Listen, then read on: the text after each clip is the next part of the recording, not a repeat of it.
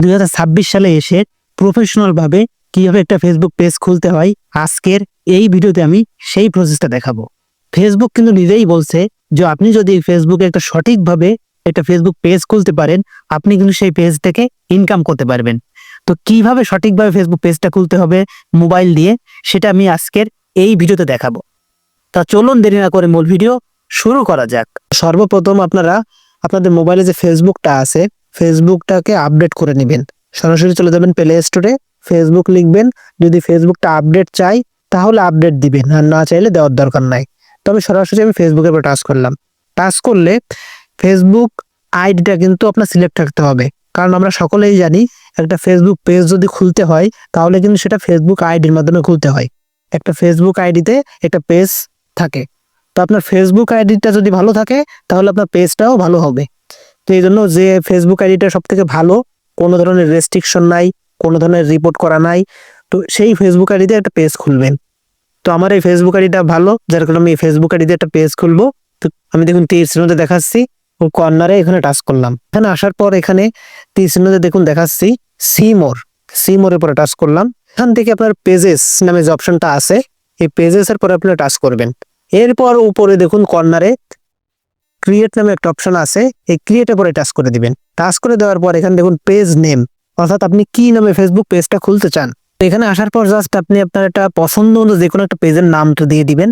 তো সব সময়ের জন্য ইউনিক নাম দিতে হবে, যে নামটা সাধারণত কারণ নাই, বড় কোনো পেজের নাই।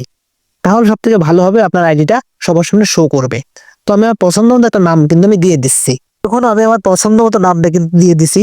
নামটা দেওয়ার পর নিচে দেখুন নেক্সট নামে একটা অপশন আছে, এই নেক্সট করে টাচ করলাম। টাচ করে দেওয়ার পর এখানে দেখুন একটা অপশন আসছে সার্চ ফর ক্যাটাগরি। তো এই ক্যাটাগরিটা কিন্তু একটা ফেসবুক পেজের ক্ষেত্রে খুবই গুরুত্বপূর্ণ।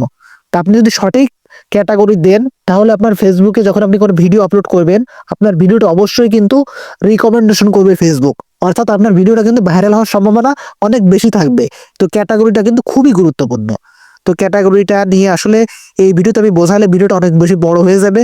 তো কি কোন ধরনের ভিডিওর ক্ষেত্রে কোন ধরনের ক্যাটাগরি দিতে হয় যদি জানতে চান অবশ্যই আমাকে কমেন্ট করবেন। আমি আপনাদের জন্য কোন ধরনের ক্যাটাগরি দিলে আপনার ভিডিওগুলো বেশি ভাইরাল হবে আমি সেই রকম ভিডিও আপনাদেরকে দিয়ে দিব।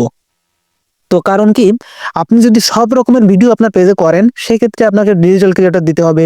আপনি যদি গান করেন সেক্ষেত্রে মিউজিক দিতে হবে। যদি গেম খেলেন সেক্ষেত্রে গেমিং ভিডিও ক্রিয়েটর দিবেন। সো ক্যাটাগরিটা কিন্তু অনেক বেশি গুরুত্বপূর্ণ।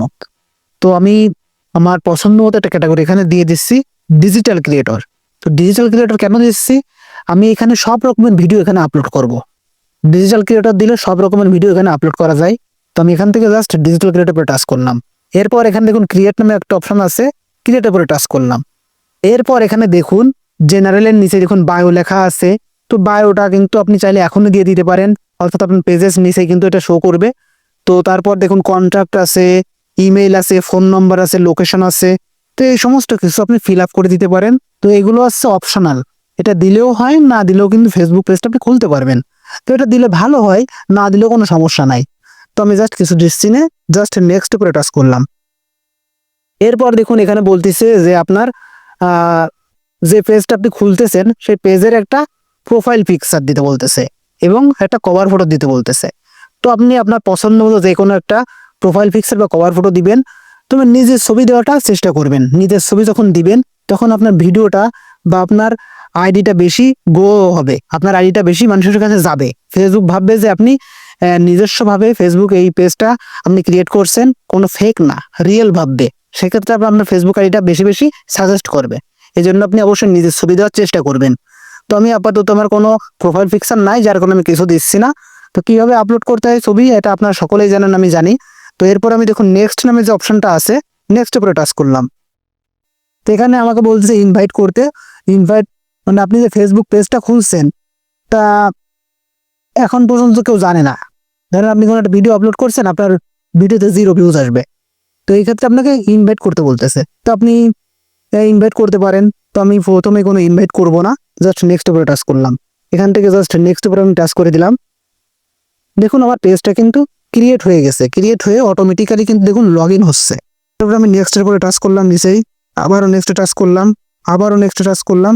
এরপর আমি জাস্ট ওই কর্নারে দেখুন স্কিপ নামে অপশনটা আছে, স্কিপের উপরে টাচ করলাম। এরপর আমি ডানের পরে টাচ করলাম, তা দেখুন আমার পেজটা কিন্তু সুন্দরভাবে দেখুন ক্রিয়েট হয়ে গেছে।